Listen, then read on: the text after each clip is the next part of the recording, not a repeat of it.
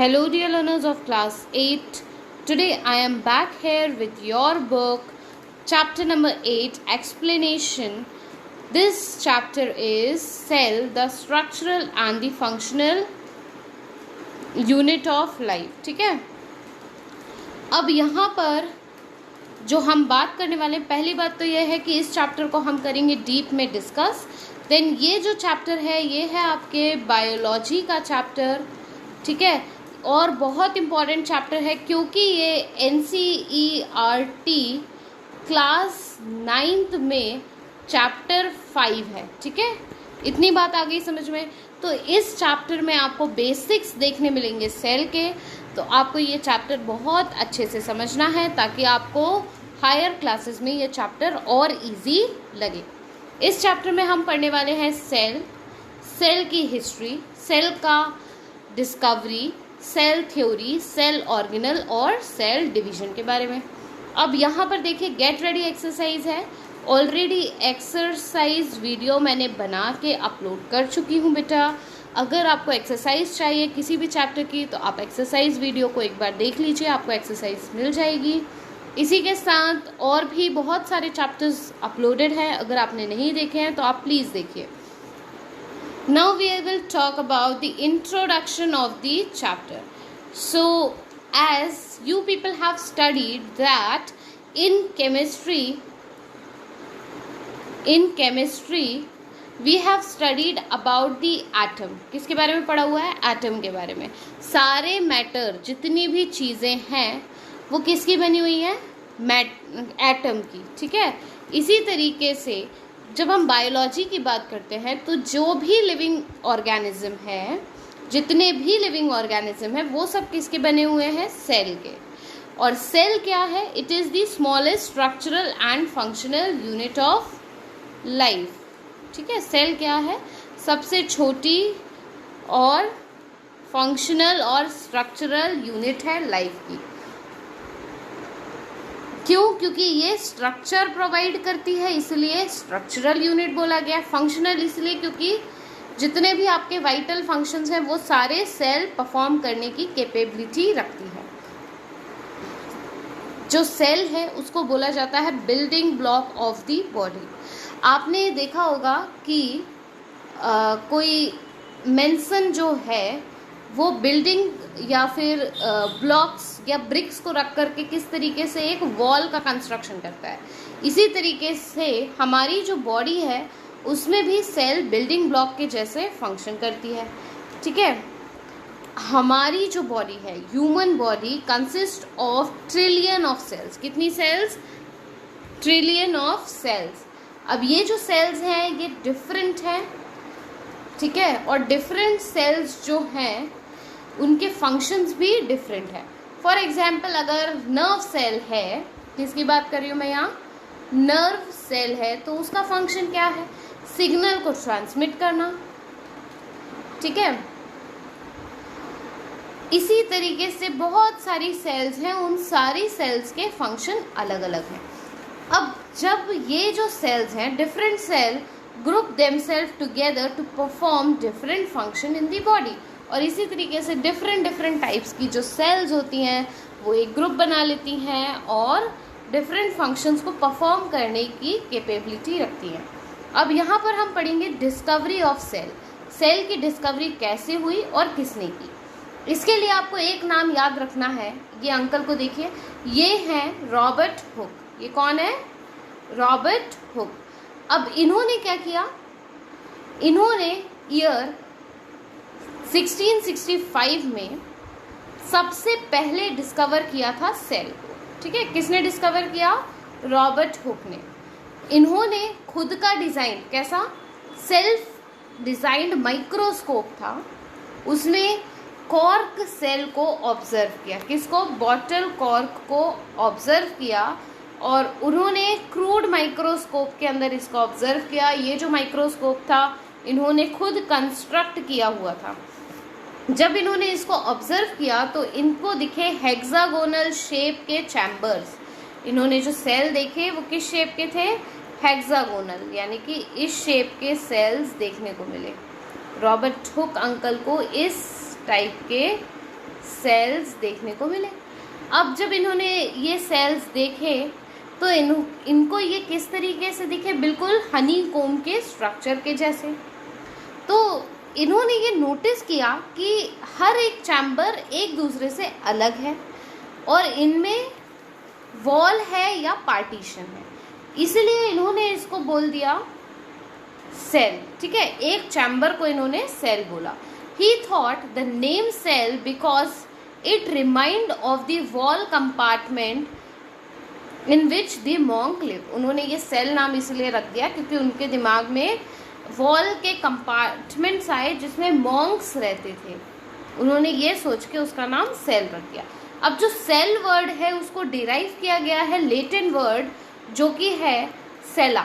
Latin word सेला से derive किया गया है जिसका मीनिंग होता है स्मॉल रूम्स। क्या होता है इसका मीनिंग? सेला का मीनिंग होता है स्मॉल रूम्स। इसके बाद जो हेन का एग है ये भी एग्जाम्पल है किसका? सेल का, जो कि नेकेड आइज से हम देख सकते हैं। Now the next topic which we are going to study is the cell theory. Cell theory के लिए आपको याद रखना है कि दो जर्मन साइंटिस्ट थे। कौन? दो जर्मन साइंटिस्ट। कौन से ईयर में? 1838। सेल थ्योरी किसने दी है? Two German scientist in year 1838, और इन दोनों साइंटिस्ट का नाम था श्वेडेन और स्वान। इनके साथ एक और साइंटिस्ट थे जिन्होंने बाद में इस थ्योरी को और अच्छे से एक्सप्लेन किया। उनका नाम था विचरो, और ये थे 1885 में इन्होंने एक्सप्लेन की थी सेल थ्योरी। अब जो सेल थ्योरी है उसमें क्या था?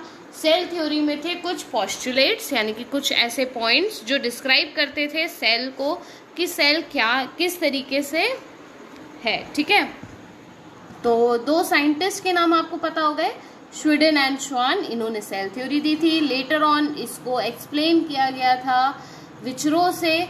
लेकिन ये जो सेल थ्योरी थी जो श्वेडेन और स्वान ने दी थी, इसमें ये नहीं बता पाए थे कि फॉर्मेशन ऑफ न्यू सेल कैसे होता है। ठीक है, तो ये विचरो ने फिर बाद में समझाया था। तो विचरो ने सबसे पहले समझाया था कि सेल डिवाइड होते हैं, उसके बाद न्यू सेल का फॉर्मेशन होता है प्री एग्जिस्टिंग सेल से।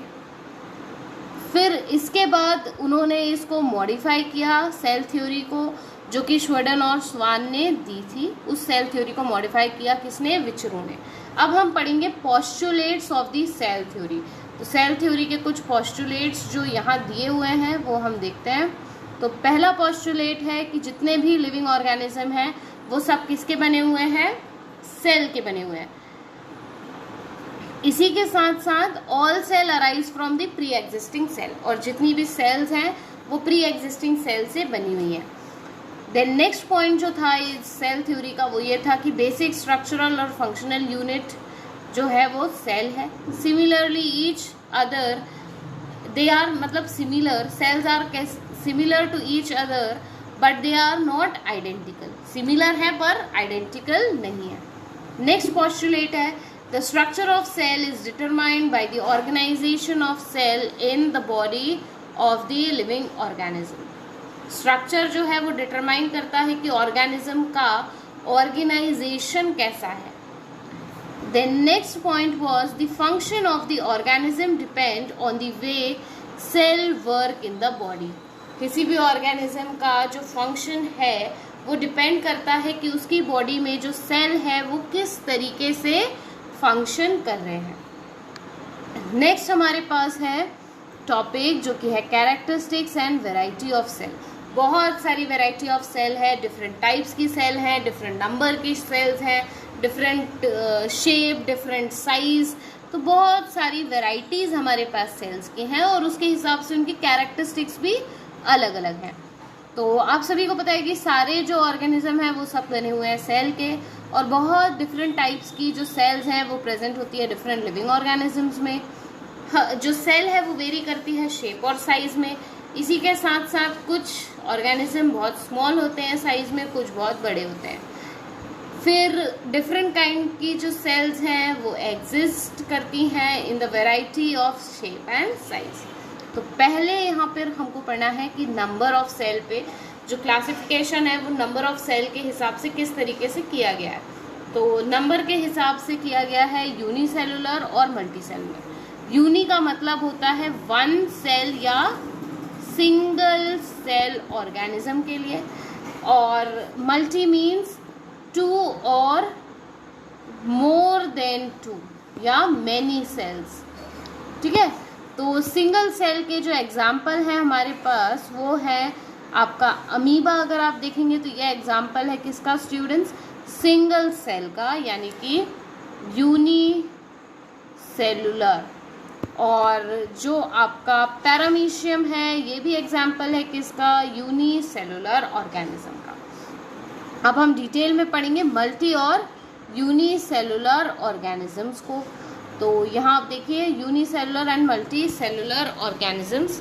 सम organism are made up of one type of cell. कुछ ऑर्गेनिज्म जो एक ही सेल से बने हुए हैं उनको हम बोलेंगे यूनिसेलुलर ऑर्गेनिज्म। इसके एग्जाम्पल होंगे अमीबा और पैरामीशियम। वहीं ये जो सिंगल सेल है ये बॉडी की सारी मेटाबॉलिक फंक्शंस को परफॉर्म करने में कैपेबल होती है। ठीक है, यानी कि digestion of food, respiration, excretion, sense of environment, divide यानी कि अपने आप को मल्टीप्लाई करना, रिप्रोड्यूस करना, ये सब किसके अंदर होता है, सिर्फ एक सेल से ही सारे फंक्शंस हो जाते हैं। जितने भी नेसेसरी फंक्शन हैं वो सब एक सिंगल सेल परफॉर्म करेगी। ये होते हैं यूनिसेलुलर ऑर्गेनिज्म। वहीं अगर हम मल्टी सेलुलर ऑर्गेनिज्म की बात करेंगे तो मल्टी सेलुलर ऑर्गेनिजम्स ऐसे ऑर्गेनिज्म हैं जो बने हुए हैं मोर देन वन सेल। ठीक है, अब वो 2 सेल के भी हो सकते हैं, 2 से ज़्यादा सेल के भी हो सकते हैं, ट्रिलियन या मिलियन सेल्स के भी हो सकते हैं। ऐसे एनिमल्स के एग्जाम्पल हैं हम लोग, ह्यूमन बीइंग्स, जितने एनिमल्स हैं वो सब, प्लांट, ये सब किस में आएंगे, आपके मल्टी सेलुलर्स में। अब हम बात करेंगे यहाँ पे शेप। तो किसी भी सेल का जो शेप है वो डिफ़र करता है। ह्यूमन बॉडी में ही अगर हम देखें तो बहुत डिफरेंट टाइप की सेल्स हैं। जैसे कि कुछ सेल्स जो हैं वो राउंड होती हैं शेप में, जैसे कि आपकी ब्लड सेल्स। ठीक है, कुछ सेल्स स्पिंडल शेप की होंगी जैसे कि आपकी मसल सेल्स। कुछ लॉन्ग और ब्रांच्ड होती हैं जैसे कि ब्रेन सेल, जिनको हम नर्व सेल या न्यूरॉन बोलते हैं। मसल की जो सेल्स होती हैं वो कॉन्ट्रैक्ट और एक्सपैंड होती हैं जिससे कि हमारी बोन्स मूव कर सके। जो अमीबा है वो एक सिंगल सेल्ड ऑर्गेनिज्म है, वो भी अपना शेप चेंज कर सकता है और उसके पास कोई डेफिनेट शेप नहीं होता। इसी तरीके से जो आपकी वाइट ब्लड सेल है वो भी एक एग्जाम्पल है सिंगल सेल का जो शेप को चेंज कर सकती है। और इस पॉइंट को आप बहुत आईएमपी पॉइंट मार्क कर लीजिए कि अमीबा और डब्ल्यूबीसी जो है वो अपना शेप चेंज कर सकती हैं। ठीक है, अब जो दूसरी बात मुझे आपको बतानी है कि ये इनगल्फ करते हैं फॉरेन पार्टिकल्स और जर्म्स को। कौन, डब्ल्यूबीसीज, जो आपकी वाइट ब्लड सेल्स हैं, वो जैसे ही कोई फॉरेन पार्टिकल आपकी बॉडी में आता है उसको इनगल्फ कर लेंगी या डाइजेस्ट कर लेंगी। इसके साथ ही आपको एक चीज़ और ध्यान रखनी है कि जो अमीबा है वो केपेबल है सस्टेन करने के लिए खुद को। The single cell amoeba perform all the function required for survival. जो सिंगल सेल्ड अमीबा है वो जितने भी फंक्शन रिक्वायर्ड हैं सर्वाइव करने के लिए वो अपनी एक सेल से परफॉर्म कर लेता है। वहीं अगर हम बात करें डब्ल्यूबीसी की तो डब्ल्यूबीसी एक स्पेसिफिक टास्क को परफॉर्म करती है। देन हमारे पास नेक्स्ट है साइज़ ऑफ द सेल। अब साइज़ ऑफ द सेल की बात करें तो बहुत सारे साइज़ हैं, डिफरेंट साइज़ होते हैं। जैसे कि सेल जो है माइक्रोस्कोपिक होते हैं साइज़ में, यानी कि वो हमें नेकेड आइज से विजिबल नहीं है। उसको अगर आपको देखना है तो आपको माइक्रोस्कोप से देखना पड़ेगा। जो सबसे छोटा सेल है वो है 0.1 to 0.5 माइक्रोन, जो कि एक बैक्टीरियल सेल है। और जो लार्जेस्ट सेल है वो मेजर किया गया है 170 mm से 370 mm तक। और सबसे जो लार्जेस्ट सेल होता है वो कौन सा होता है, ऑस्ट्रिच का एग। न्यूरॉन जो है, जो आपकी नर्व सेल है, उसको हम बोलते हैं बॉडी की सबसे लॉन्गेस्ट सेल, ह्यूमन बॉडी की सबसे लॉन्गेस्ट सेल। जो फीमेल एग या ओवम है, ये लार्जेस्ट सेल है, और जो स्पर्म है वो स्मॉलेस्ट सेल है ह्यूमन बॉडी में। अब यहाँ देखो, यहाँ पे आपको डिफरेंट टाइप के सेल्स के शेप आपको डिफरेंट दिख रहे होंगे। मसल सेल का शेप देखो, spindle shape, intestinal cell, blood cell, nerve cell, cardiac cell, liver cell, ये डिफरेंट टाइप के सेल्स हैं और इनके अलग अलग स्ट्रक्चर हैं। अब यहाँ इट इज़ अ फैक्ट में दिया हुआ है कि नर्व सेल जो है वो कितनी लंबी होती है, 100 सेंटीमीटर लंबी होती है, और जो इसका साइज है उसका कोई रिलेशन नहीं होता है बॉडी ऑफ एनिमल और the plant. It is not necessary that the cell is in the elephant it is not necessary that the cell in the elephant are much bigger than those in the rat. इसी के साथ get it right में देखते हैं, if any organism has fewer number of cell then it does not affect the functioning of the organism. अगर किसी organism के पास कम number की cells हैं तो उससे उसके बॉडी फंक्शनिंग पे कोई असर नहीं पड़ेगा। जैसे यूनिसेलुलर है अमीबा, तो वो कैपेबल है उसकी सेल्स नेसेसरी फंक्शंस करने के लिए, चाहे वो डाइजेशन हो, एक्सक्रीशन हो, ग्रोथ हो या रिप्रोडक्शन हो। इसी के साथ हम आ जाते हैं सेल ऑर्गेनाइजेशन पर।